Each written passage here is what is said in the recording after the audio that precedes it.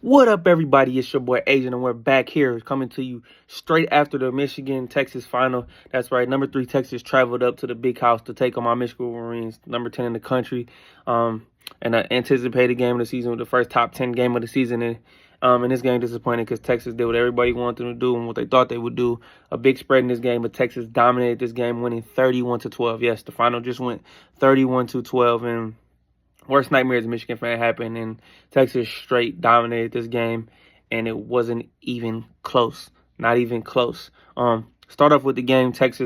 Michigan defers, gives Texas the ball. Texas goes down.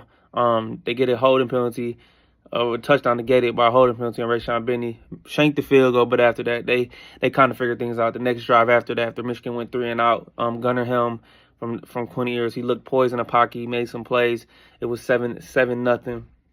Michigan gets a field goal right a little into the second quarter.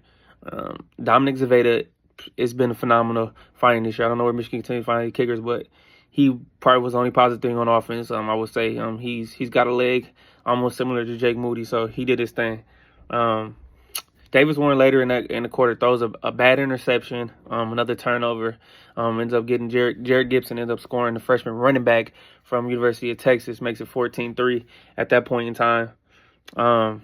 Then Texas gets the ball back, then drives, gets a field goal, 17-3. Michigan holds them in the red zone. But once again, we talked about it. Texas was able to control the tempo of this game, and I talked about it last week after the Fresno State game. Texas was able to control the tempo of this game up and down the field, up and down the field, up and down the field on Michigan. Wearing Kenneth Grant out, wearing Mason Graham out, the defense out. The depth on the defensive line just is not as it was.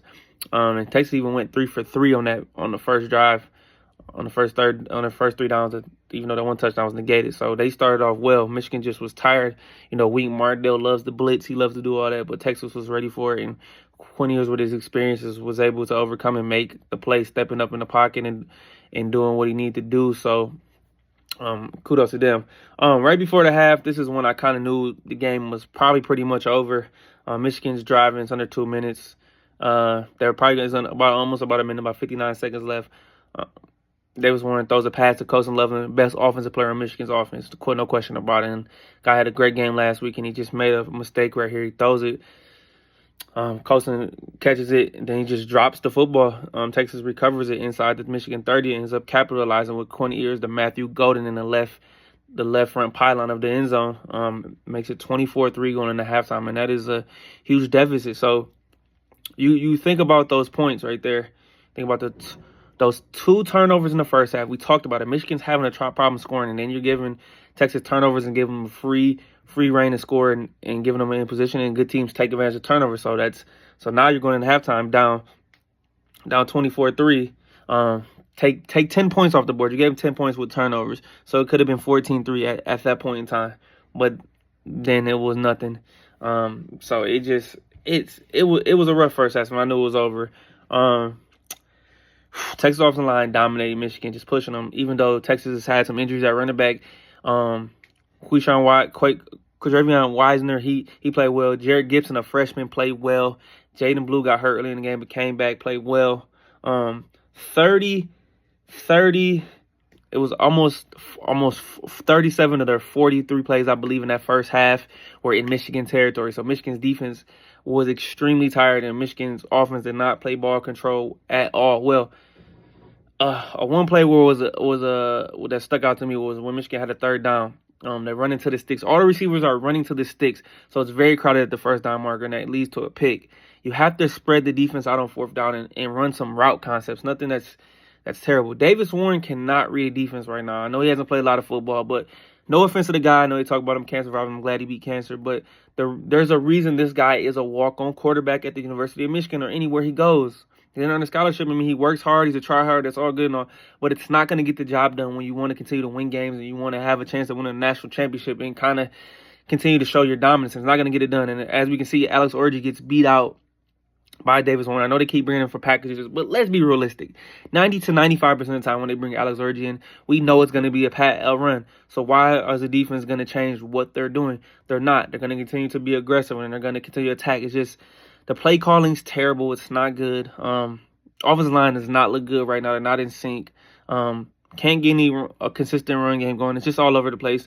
We don't have an explosive receiver on the outside. We got some slot sides like Samaj. Frederick Moore I thought was gonna have a good year. He hasn't played well so far at all this year. I haven't seen anything from him. But when I definitely knew the game was over, it was the end of that third quarter. Jaden Blue out the backfield, touchdown, 31-6. And what do we know? Game was pretty much over at that point in time. Michigan, like I said, scores a late touchdown in that fourth quarter. Samaj from Davis Warren. In that fourth quarter, Texas really didn't do anything. Michigan was throwing the ball, couldn't get conversions. There was a touchdown to Samaj, like I said, with 1:54 left in the game. Tried to go for 2. They didn't get it. Whatever the case may be. Just going overall. I just noticed that Michigan tried to throw the ball, try to get some rhythm, like they talked about on the broadcast, but who cares? Like I said, I don't think Davis Warren is the guy's footwork was bad last week. It was bad today.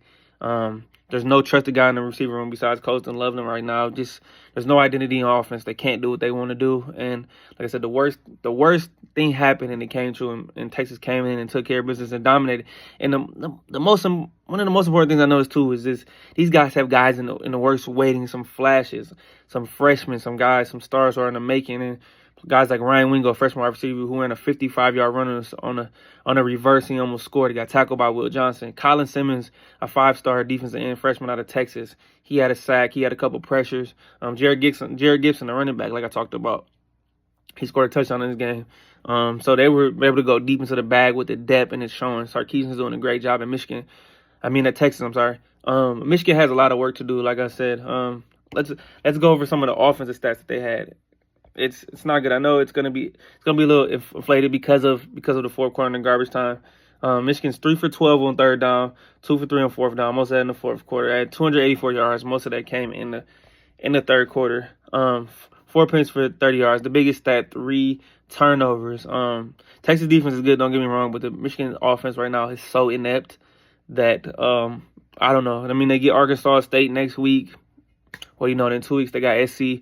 Which that game looked like me to a win, but SC's looking like a better team right now. They play Utah State tonight, but I don't know. Some things got to get cleaned up and things got to get fixed because I don't know how we weren't able to go in the portal and get a quarterback because it's going to be a long season if we continue to play like this. Davis Warren is not the guy, in my opinion, but they're going to keep playing him. What options do they have, really? Jaden Davis isn't ready. He's a freshman. I don't think he's ready. Orji, I don't know, you keep bringing these packages in, and it's not really doing anything. If I was a defense, I would stack the box like Texas continue to do, Fresno State continue to do. If I'm Arkansas State next week, I continue to do the same thing because Michigan's not giving you a different look. Orji hasn't proved to beat you down the field. We're lacking a lot of things right now. It's just very, very, very, very frustrating. I got to the point where I was mad in the game. I was all excited for about the first 5-10 minutes of the game, and then once everything settled down, I kind of just went from pissed off to mad to just like acceptance right now because, like I said, they had to go 10-2, I believe, to get into the college football playoff, and that's not happening this year. There's no way. That was their first tough game of the season, and you see what happened. Oregon's just as good as I believe, even though they struggled last week against Idaho. They played tonight against Boise State, but I believe they're good. We get them at home, and then Ohio State was just as good as well. Texas, I believe, is like another version of Ohio State, and maybe as the season goes on, this offensive line gets better, gets in a rhythm. We'll see what happens, but it's going to be a long season, guys, so get prepared. I still think Michigan prepared right with the quarterback spot. I think they totally botched this one. I know, like I said, we lost all these guys, so our worst nightmare is coming true right now in these first 2 games of the season. As we can see, is everything. I know we lost all these players, but you cannot expect the defense to do everything, especially with the tempo of a Texas runs. A defense is going to get tired, and by the season, they're just going to be frustrated. And like I said, as a Michigan fan, it's very frustrating. It's very humbling right now. Shout out to Texas, like I said, for winning that. But take an L with 1-1 on Arkansas State. Very, very frustrating. Like I said, the Longhorns came into business and they whooped our ass, and it just that 26-game win streak ends. And hey, nice little lasted, but got a lot left of the season. Like I talked about, these analysts and everybody talked about, they could possibly go 8-4. I said 9-3 will be a good year. I mean, it's still possible. I can see it happen. It might be 8-4 right now if they don't get their act together. But just wanted to give you guys my thoughts. Tell me what you think. So hey, here's what it is. It was a long, early afternoon today, and I'm very disappointed. I'm gonna go watch some more college football and watch some teams that actually have a good offense right now.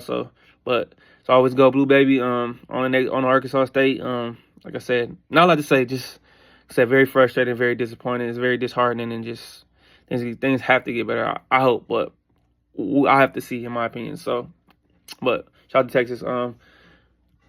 Everybody, don't forget to subscribe to my channel, like this video, give me some love, shout me out. I appreciate it. Everybody with the support. Everybody continue to share, subscribe. Like I said, I got a TikTok coming soon. I'm gonna get some more content out there on a regular basis. But go Blue. Keep supporting my Michigan Wolverines. Hey, it's your boy Adrian. Y'all have a great weekend, and I'm out.